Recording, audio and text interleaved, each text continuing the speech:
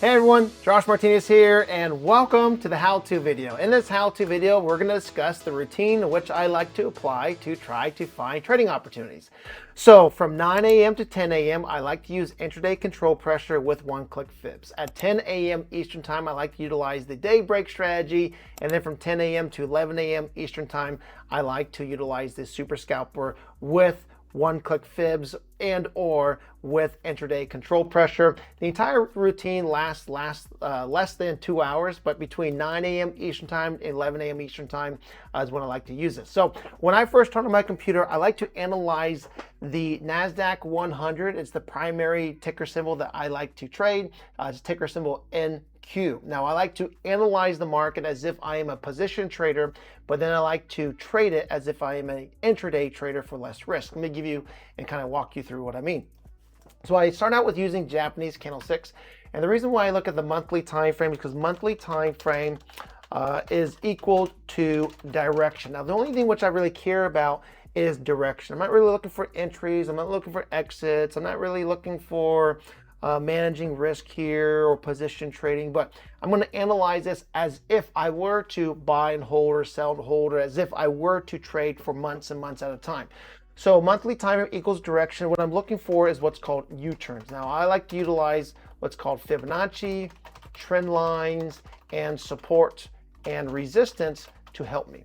And so I'm a big believer that the market U-turns at, on, and or and around the same price point. So oftentimes I'll use hand-drawn trend lines focusing in on where the market likes to U-turn. And so we can begin to see that for whatever reason, when or if the market comes near this blue level, the market generally not always likes to press up.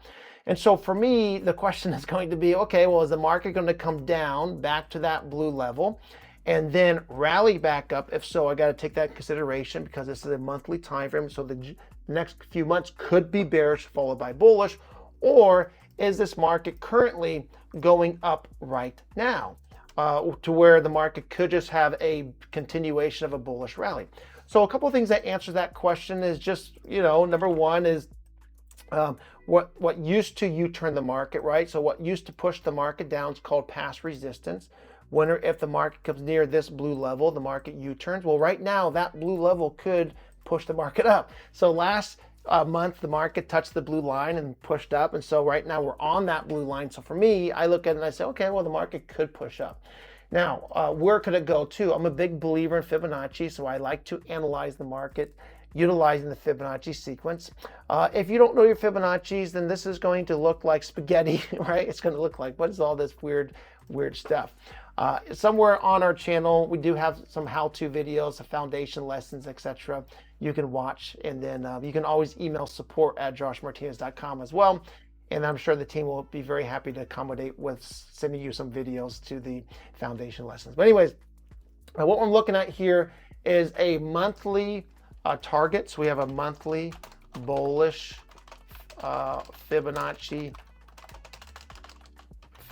extension, and that's going to be price point 32541.25. So when or if the market, as long as the market really just doesn't close below this blue line, if it stays above and the market were to press bullish, I'm going to anticipate the market to rally to 32541.25. Now that you're definitely going to want some sort of catalyst, good news, something in the marketplace to stimulate the market, but that's still like a 14,000 tick rally, which is pretty substantial. So I'm going to extract the information from the Nasdaq 100 monthly time frame, and I'm going to bring it to a daily time frame. And on my daily time frame, what I care about is two things. Number one, the end goal in mind, which is going to be the monthly target, and that's going to be price point 32541.25. That's going to be about 14,000 ticks above the market. But what I care most about off my daily time frame, daily equals high/low price, right?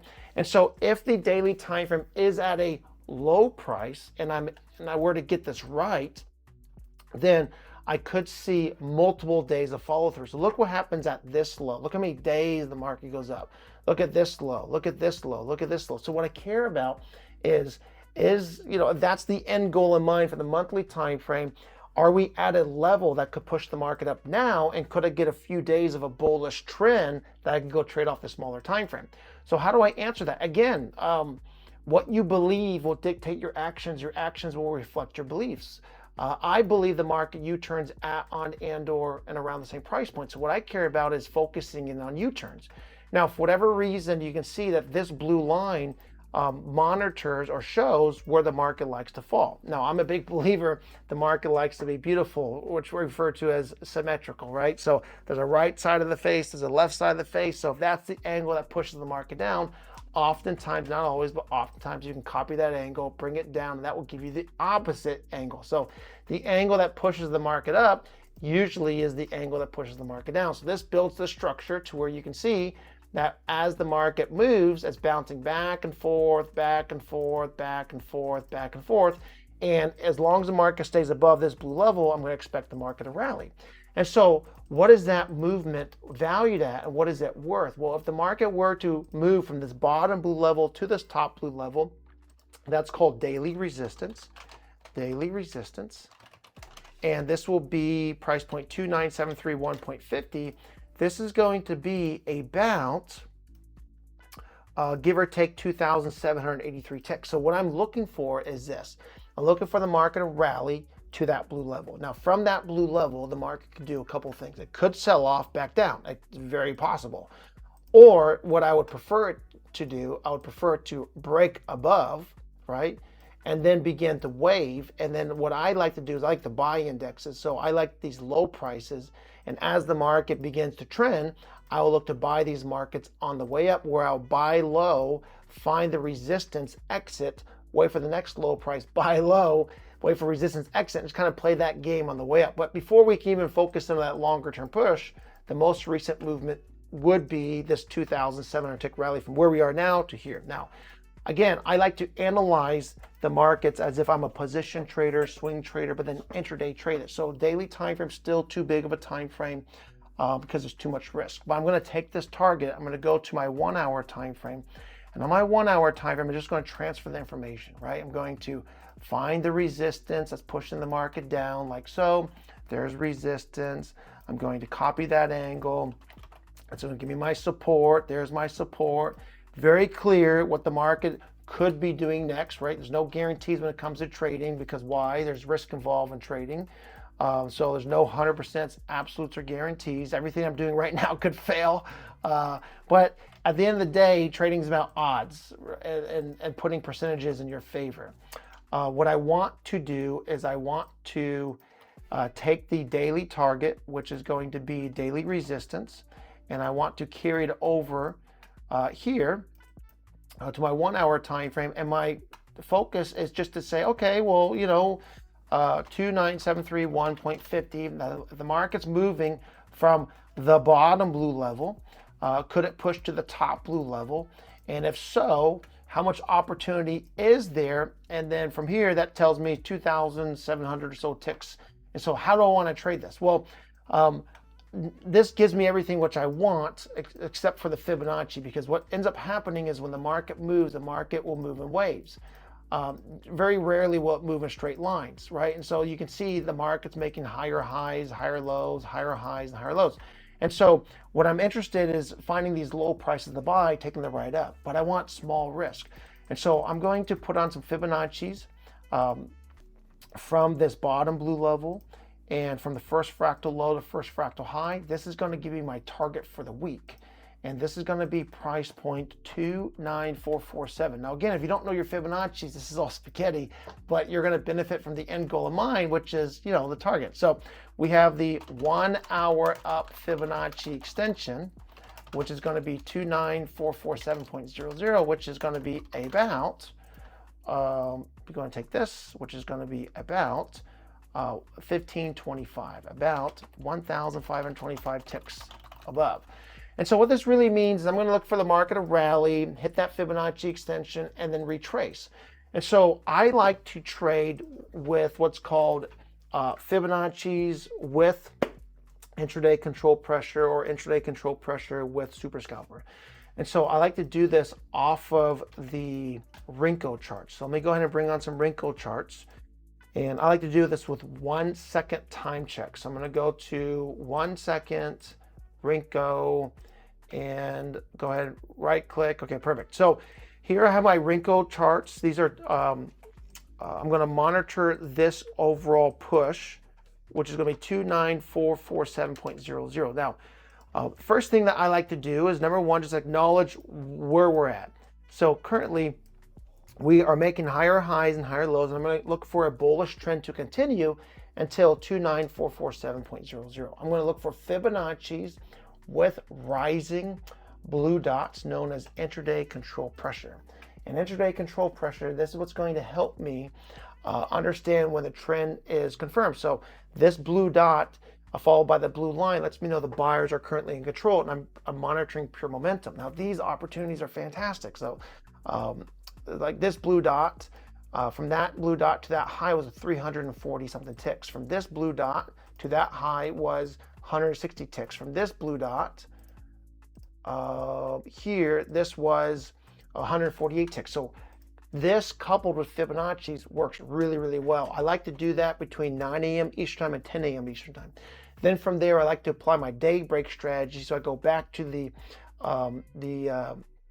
Japanese candlestick chart, and I try to pick up 20 ticks. But then from 10 to 11, what we started been doing is we've been increasing our ICP multiplier to 10.1, and then we've been including what's called Super Scalper. And Super Scalper, I like to do this with a 80 tick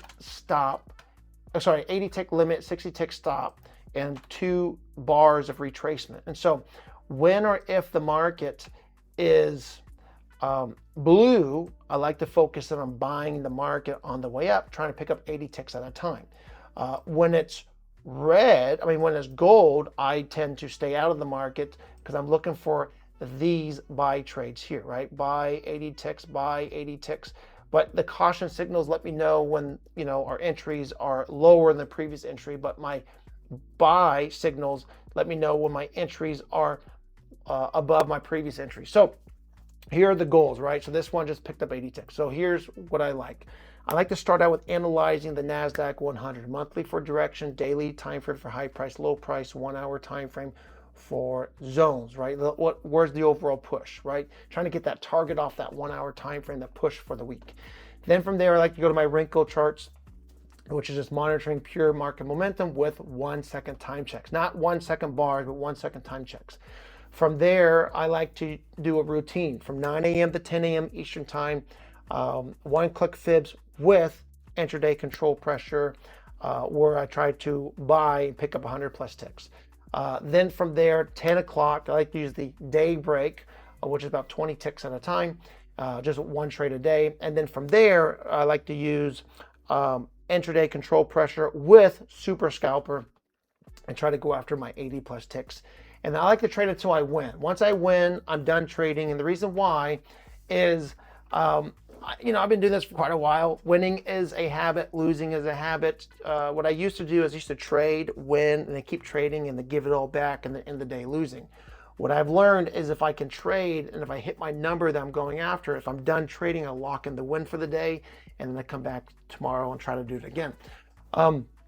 There's risk involved in trading, especially with intraday trading. When you intraday trade, you deal with unfair market movements, selfish market movements, right? Tweets, market reactions, to where you could be doing everything right, but because you're intraday trading with such a tight stop, the market could sneeze, stop you out, and then go to your limit, and that's not a lot of fun. That happens a lot when you intraday trade. As opposed to position trading or day trading, a little bit more forgiveness because you got bigger stops.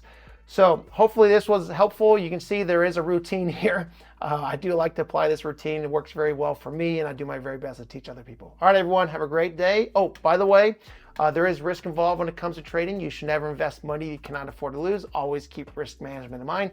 Understand that we are not CTAs, which stands for Commodity Trading Advisors. What that means is what we're sharing with you is research, and what you do with this information is completely up to you. Past performance is not indicative of future returns. What that means, there's no guarantees of a positive outcome. Everything that I just did and shared with you could end today. It could no longer work at all. That's how trading goes. I could place my next trade and then lose my next trade. You could place your next trade, lose your next trade. So being a good trader is about understanding the risk, managing the risk, trying to make good decisions over time. Look at us like a newspaper. We'll share with you this information, walk you through this trade ideas, walk you through our research, but ultimately what you do with this information is completely up to you. All right, everyone, have a great day. My name is Joshua Martinez.